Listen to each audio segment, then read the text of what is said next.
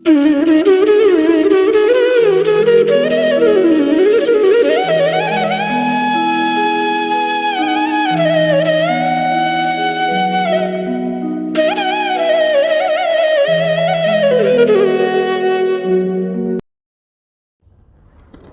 को हाथ जोड़कर प्रणाम।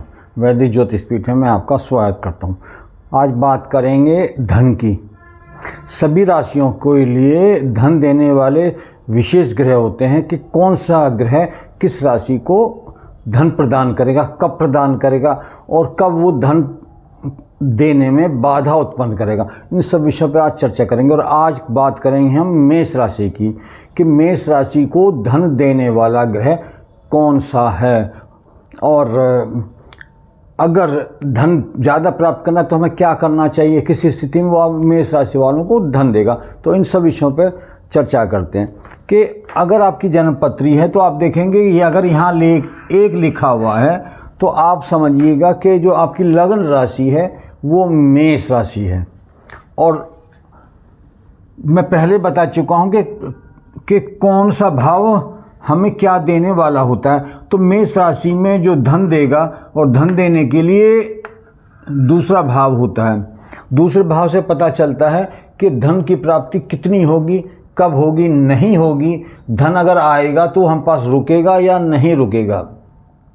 तो मेष राशि वालों के लिए जो धन देने वाला जो ग्रह है वो शुक्र है, क्योंकि यहाँ 2 नंबर है और 2 नंबर के जो वृष राशि होती है उसके स्वामी होते हैं शुक्र। तो मेष राशि वालों के लिए धनदाता ग्रह शुक्र है। अगर उनका शुक्र अच्छा है तो मेष राशि वाले धनवान होंगे। अगर शुक्र अच्छा नहीं है तो धन की कमी पाई जाएगी। अब किसी स्थिति में शुक्र हमको धन देगा। अगर शुक्र आपका त्रिकोण में गया हुआ है, त्रिकोण से तात्पर्य हमारे 5वें भाव में गया हुआ है या आपके 9वें भाव में गया हुआ है, तो शुक्र आपको विशेष रूप से धन प्रदान करेगा। धन की कभी भी कमी नहीं रहेगी। उसके साथ साथ अगर शुक्र यहाँ पर जहाँ पे 11 लिखा हुआ है, 11वें नंबर पे चला जाता है शुक्र, तो मेष राशि वालों का शुक्र अगर 11 नंबर में गया हुआ है, 11वें भाव में गया हुआ है, तो उनके पास कभी भी धन की कमी नहीं रहेगी। धन के स्रोत उनके खुले रहेंगे कि सब प्रकार से उन्हें धन आता ही रहेगा। बैंक बैलेंस भी ऐसे लोगों का बहुत अच्छा होता है। अगर आपकी में से किसी की मेष राशि है और अगर आपका शुक्र यहाँ पर गया हुआ है तो आप देखेंगे कि ऐसे लोगों के पास में धन की कभी कोई कमी नहीं होती है।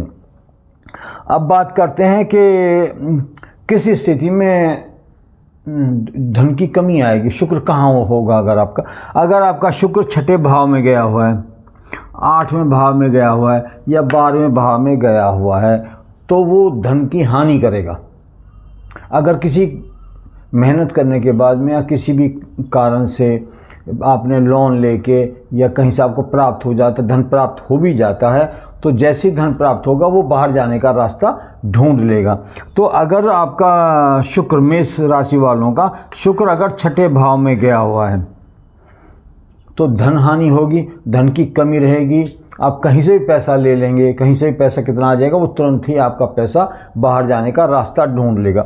दूसरी स्थिति में अगर शुक्र आपका यहाँ पर गया हुआ है, मेष राशि वालों का 8वें भाव में गया हुआ है, यानी कि जहाँ ये 8 नंबर लिखा यहाँ गया हुआ है, तो ऐसे स्थिति में भी जो मेष राशि वाले हैं उनके पास धन की कमी होती है। और अगर आपका शुक्र 8वें भाव में गया हुआ है, यहाँ पे गया हुआ है, तो मेष राशि वालों को विशेष सावधानी रखनी चाहिए, क्योंकि उनके द्वारा दिया गया धन लौट करके नहीं आता है। अगर आप किसी को उधार में पैसा दे देते हैं तो वो पैसा मिलता नहीं है, वो डूब जाता है, और अगर मिलता भी है तो बहुत ज़्यादा टुकड़ों में मिलता है। तो मेष राशि वालों को एक विशेष सावधानी रखेंगे। अगर आपकी जन्मपत्री है तो जन्मपत्री में देख लें कहीं आपका जो शुक्र है वो 8वें भाव में तो नहीं है, 6ठे भाव में तो नहीं है, और अगर 12वें भाव में भी है तो भी मेष राशि वालों के पास धन की कमी रहेगी।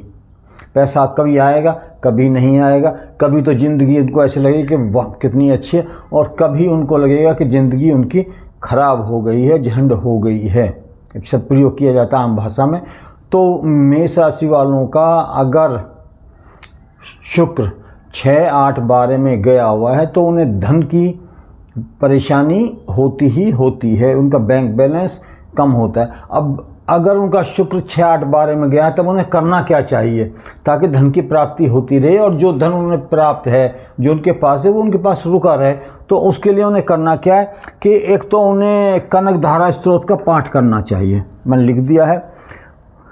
उसके साथ साथ श्री सूक्त, उसका पाठ अगर आप करेंगे तो धन रुका रहेगा, शुक्र आपका अच्छा होगा। उसके साथ साथ आप शुक्र का मंत्र कर सकते हैं। शुक्र का मंत्र है ओम द्राम द्रीम द्रोम सह शुक्राय नमः।